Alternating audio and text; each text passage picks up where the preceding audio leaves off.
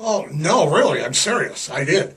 I put all my snow shovels away and all my winter stuff away this last weekend, and even busted the mower out.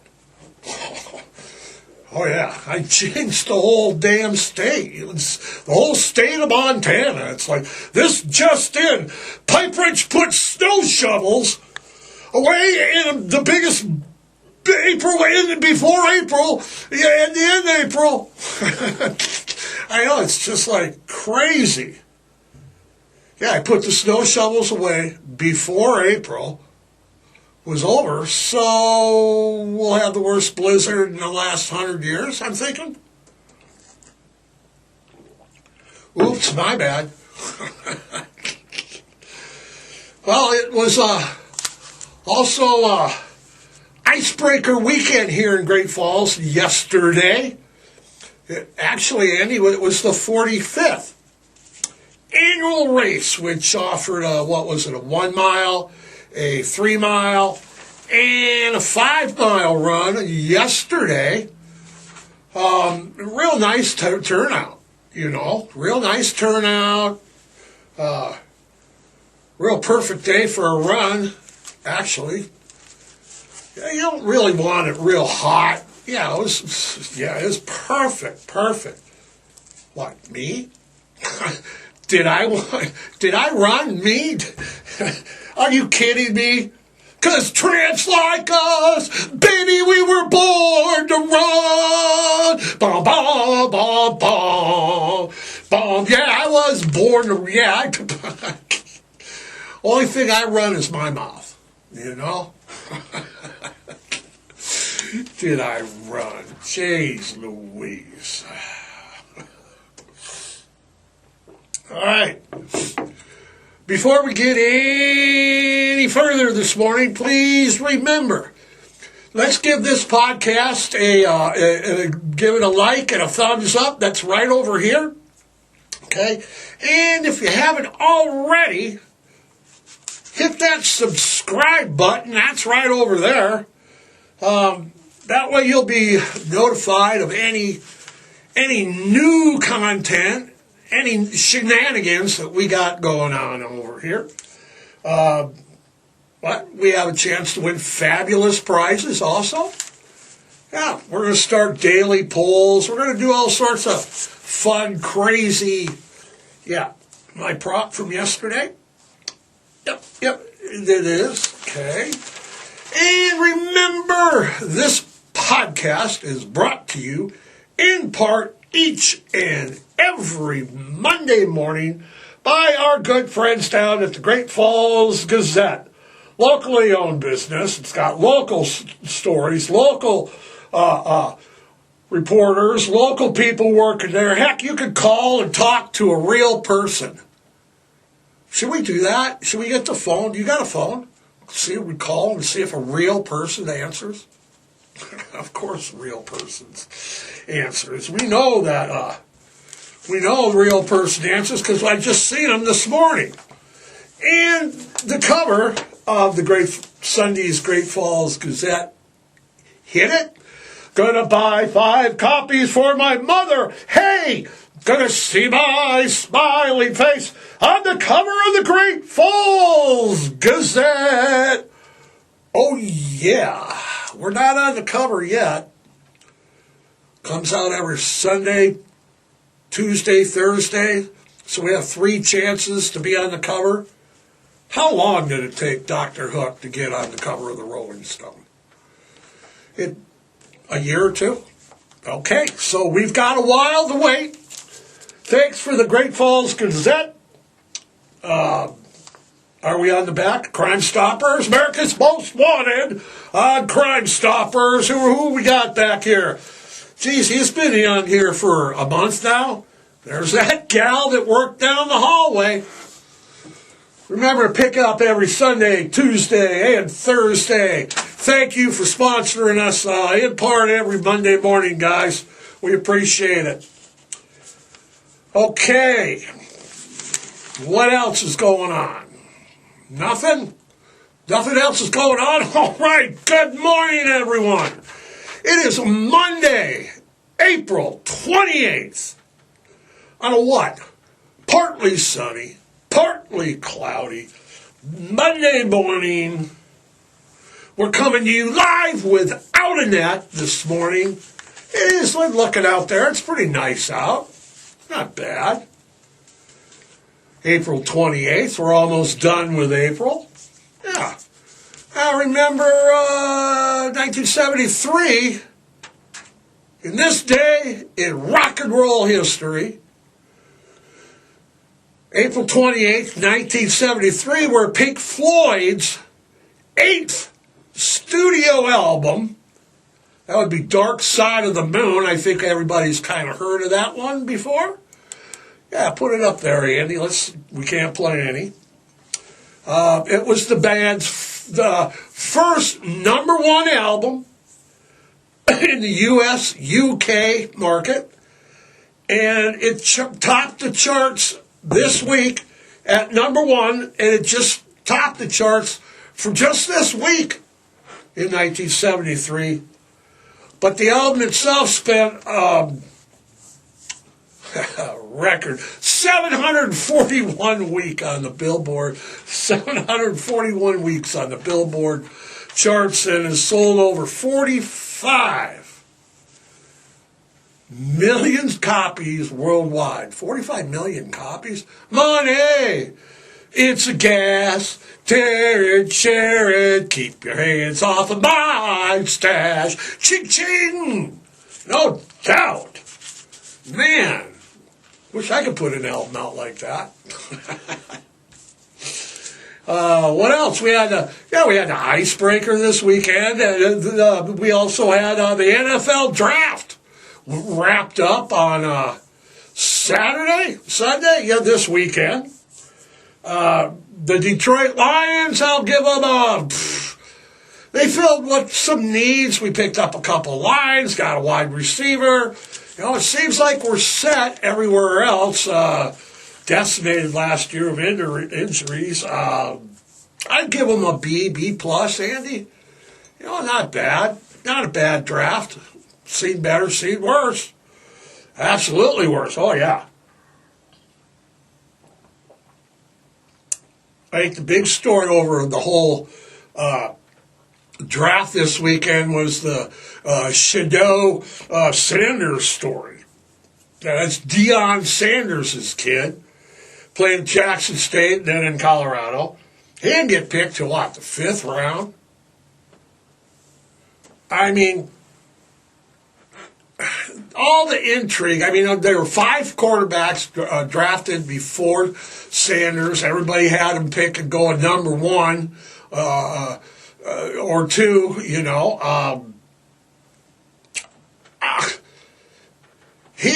wasn't that good at Colorado. Okay, he just wasn't.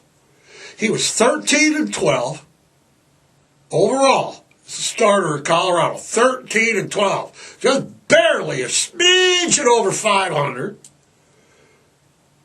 against Big Ten, top 10, against top 20 teams. He was 1-10. Okay.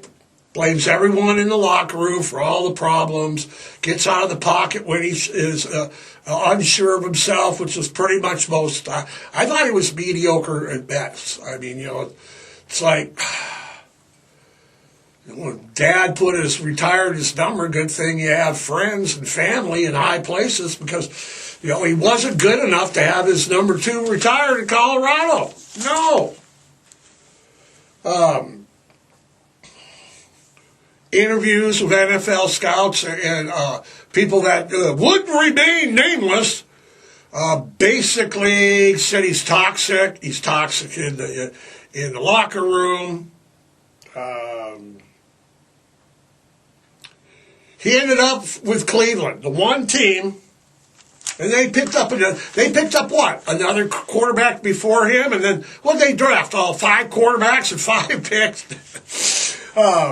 Isn't it Cleveland, though? It's the team that Deion and Shadow said, hey, I don't want to play for them, and he's going to Cleveland.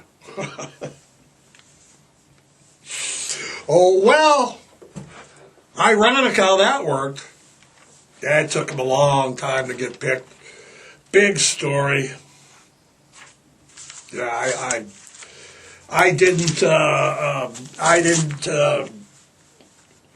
I wasn't impressed with him at all. So, all right. So, what's our big story? What's the big story this morning? Of course it is. Autism. Sure is.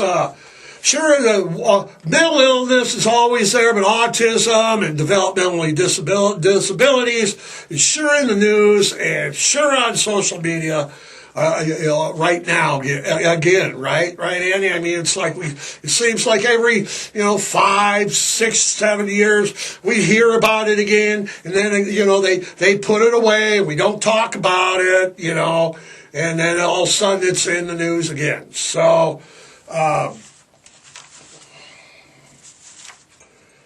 there's a public outcry on autism. Of course, Kennedy's talking about it again, and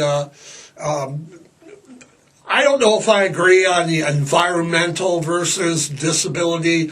I think it's not environmental. I don't agree with that.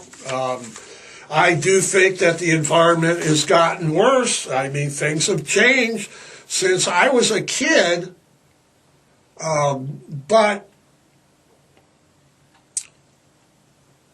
I mean, it's different now, Andy. We're seeing a lot more of the diagnosis, and I'm not going with, they're doing more testing, so we're seeing it more. There's people that, I don't buy that, I mean, even now there's the rumor on social media, and I've seen on a couple news sites that the government wants to compile a list of people with developmental disabilities and autisms. Rumor. Not sure the reasons or why to's or sources. Phil Bin Laden,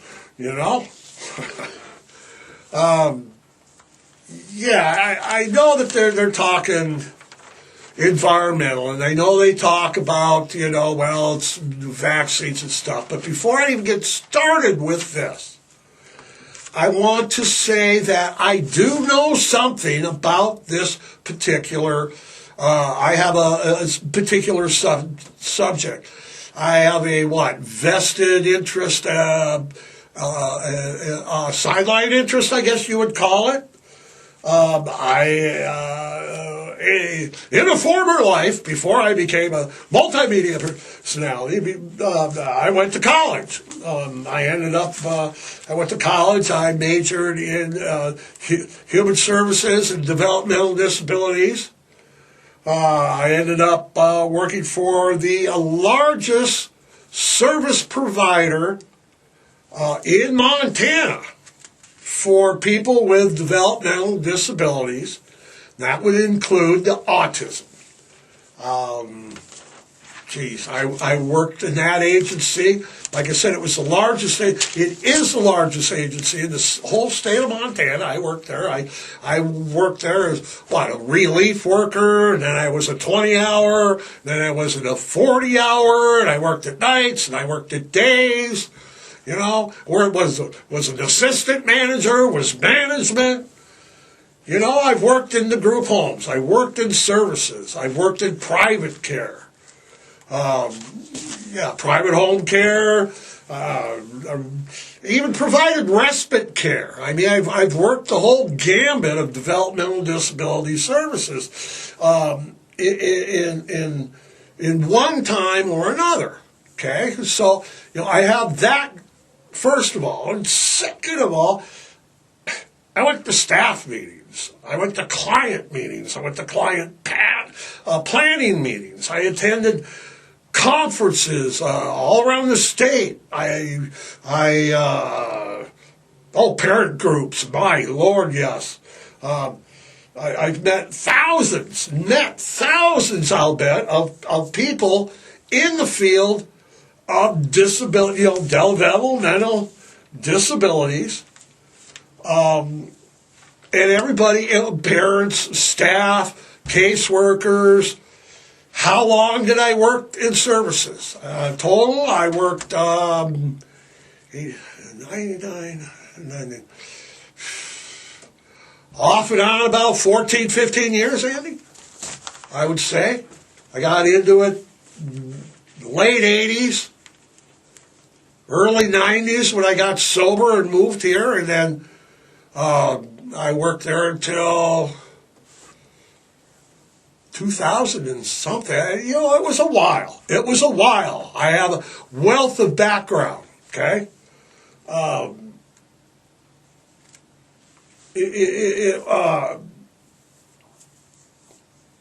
Everybody has an opinion. And like I said, I worked around thousands of people that have been in services. I still talk to them, okay? Okay. How are we going to start this, Andy? How are we looking on time? All right. When I was a kid, all right, so when I was a kid, we had one vaccination, okay? We had one.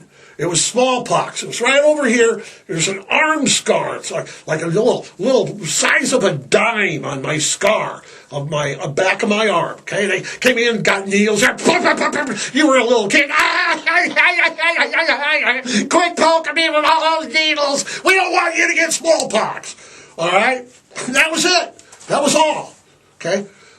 When I went to grade school, there were still kids with polio.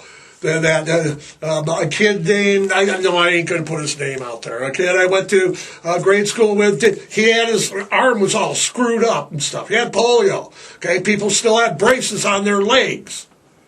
Okay, polio didn't come around, vaccine for that, until I was about second grade. And it was a sugar cube that we all took. This is better than the needles. And that was it. Okay. When I was a kid, and that was over polio. Okay, that was the only two we had. We had two. Okay, later you'd get tetanus. Okay, later you'd get tetanus, but I don't remember getting tetanus when I was,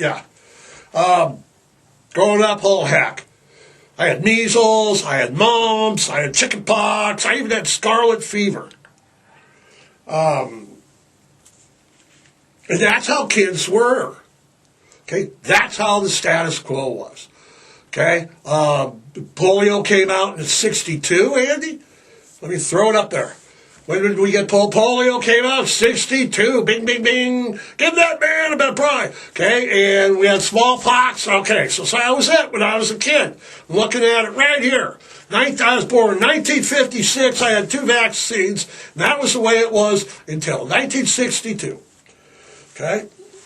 1963, what did they add? Tetanus. Okay.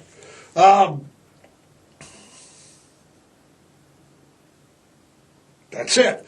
And then in 1986, okay, things picked up. What happened in 1986, you say?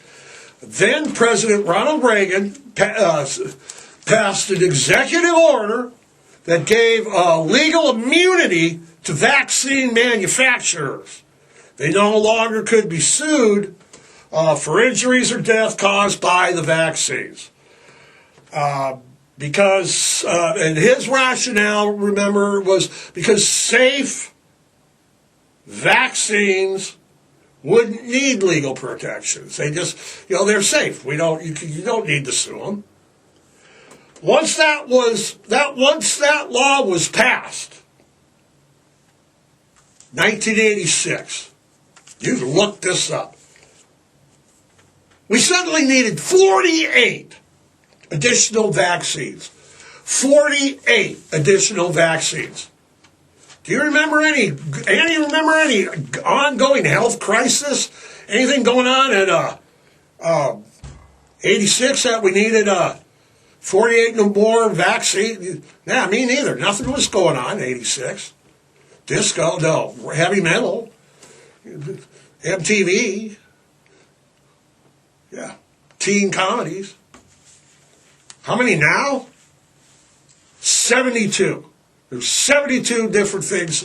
Yeah. That's before the age of 5. So you're going to tell me that the human body is so messed up that we need 72 different ingredients injected into our bodies before the age of 5 just to survive. I don't know how we ever made it beforehand. The United States gives more vaccine than any other developed nation in the world, and our autism rates are higher than anywhere else in the world. The autism rate in the United States, 1 in 36.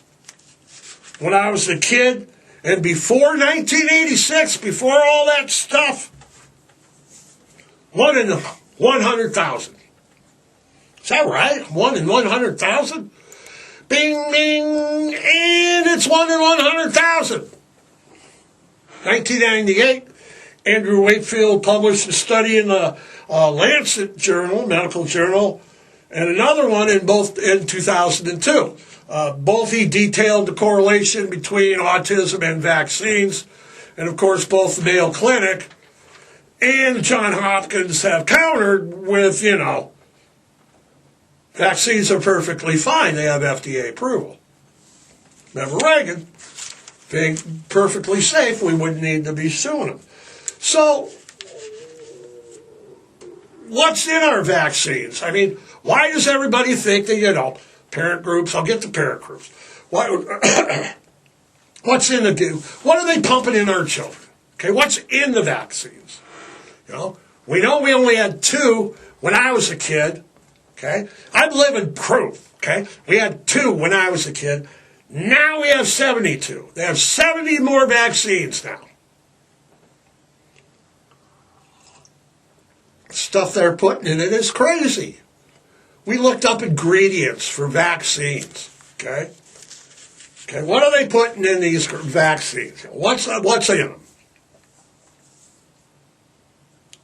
Got the top 3, Andy? Mercury, aluminum, and formaldehyde. I said that right. Mercury, aluminum, and formaldehyde. Now we know from 5th, 6th grade science that mercury, even in trace amounts, can be more serious, much more serious than lead. We know that. Right, yeah. They now the scientists are, first the scientists, when I was a kid, say, you can't have mercury, it's more deadlier than lead. And now they're saying, well, trace amounts, it's okay. Are you sure it's okay? I mean, really? You want me to buy that trace amounts are okay when autism rates are just skyrocketing? That's your best argument? Trace amounts are not okay. Okay?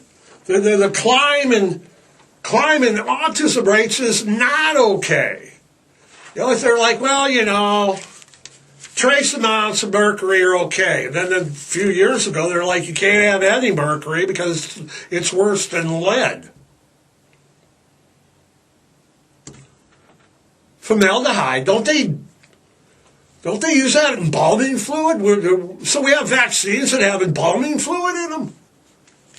For what?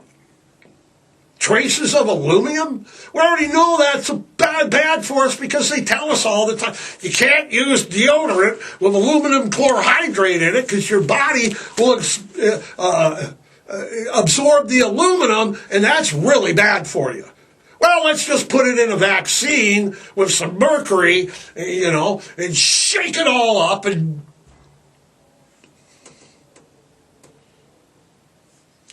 how can putting heavy metals in your body, heavy metal, how can heavy metal, the Motley Crue and that, how can be not that metal? Scientists have been warning us for years about heavy metals. Okay? Cause birth defects, cause this, cause that. But suddenly scientists are telling, okay, heavy metals are all right again.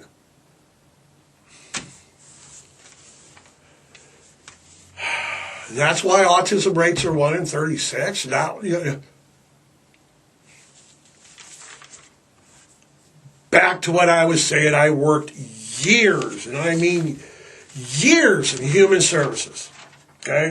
Developmental disabilities, people with disabilities, people with opinions. And first of all, I wanted to clear they're seeing autism more because they test more. Like I said, no. I worked in the group homes. I see them sitting on the couch when I came to work, okay? They're not high functioning. There are different degrees of functioning, but we're talking kids that are being born bad now. They're really messed up. Okay? People have distinct opinions. When I was working in developmentally, especially parent groups. Can you just picture this for a moment? Let's get a group of moms together. Okay, we're gonna gather a group of moms together where they all have one thing in common. Okay, they have an autistic child and want to know why.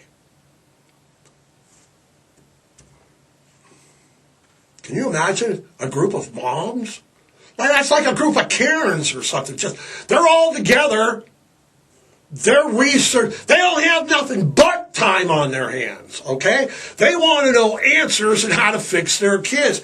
I worked with parents like that when I was away from the group homes and doing respite care and doing private care, I worked with those parents. And that was one thing in common, is that they had time on their hand to do massive amounts of research online, in groups, in conferences, okay? And they all believed. Yeah, they all believed that vaccines and the mercury and the aluminum and the formaldehyde and all the other inert ingredients that are in these vaccines cause their child's autism. They're convinced. Okay? So in services that I worked in, and not only were the parents convinced, because the parents, I'm meeting parents all the time, and they're bending my ear. Vaccines. Okay? And they're backing it up. Okay? 72 vaccines are necessary now to keep us alive, when only 2 were necessary when I was a kid. Polio and smallpox. And now MMRM, the measles, mumps, rubella one. That's the one that started all the studies, and John Hopkins is arguing with Wakefield. Yeah, that's the one right there. And now we have 72, and like I said, and the parents are convinced. Okay, the research backs up. That's all they have to do is research. Okay, the numbers don't lie. Statistics don't lie. When I went to college, that was one thing I learned. Statistics don't lie. Do the math. Numbers work it out. We've gone from 1 in 100,000 to 1 in 36. And done it rapidly over the last 50 some odd years. Okay? Parent groups, oh heck. The parents had groups had me convinced when I worked there. You start talking, I worked in a large human service. It's largest in the state. I did travel, did all sorts of meetings. I met, like I said, thousands of people. It was better. How many people thought that autism and vaccines were related in services? It's better than 1 in 36, I'll tell you that. Pretty much almost, I'd say, 95% of all staff, caseworkers, managers, parents in that field of disabilities believe vaccines weren't a good idea after all. We don't need 72. Come on. I only had 2 and I'm fine. I'm right here. Yeah. MRNs or whatever? Oh, no. Those aren't even... that's a whole podcast, Annie. Those aren't even all approved by the FDA. Yeah, so, with Kennedy saying it's environmental, with people that have kids and work in services saying not, maybe it's both. These times are changing, Might be both. So we need to look into it more and follow up with everybody. We'll do another show on autism, but mercury and aluminum and formaldehyde can't be good. And it's springtime, and I'm seeing a lot of stuff on Facebook about shelters are filling up. Dogs are being abandoned. Come on, people. Happens every year at this time. You can do better. Okay? Don't just leave them. Yeah, a bunch of puppies were dropped off. Yeah, don't just leave them off. They don't know how to fend for themselves. Don't be a piece of crap. Don't let people... Oh, if I ever catch someone doing, oh my God, oh my God. Yeah, be better, do better, okay? Oh, it's springtime. The shelters are fertile. Yeah, so what are we going to do? We're good? We're good. We're going to do, if anyone got any information they want to share with, back with the autism, I'm really open to more hearing, but I got 12, 13 years of experience in the field that tells me all I need to know. So, Andy, we're ready? We're ready. Don't be dropping your dogs off out there. Just call, get some help, post that you need help on social media. Remember, everybody, spay and neuter. Adopt, don't shop, foster, rescue, volunteer. And hey. Adopt a shelter pet today. Andy, we're good? We're good. Have a great week. We're looking like 80s next weekend. We are. And we are out of here. See you next week.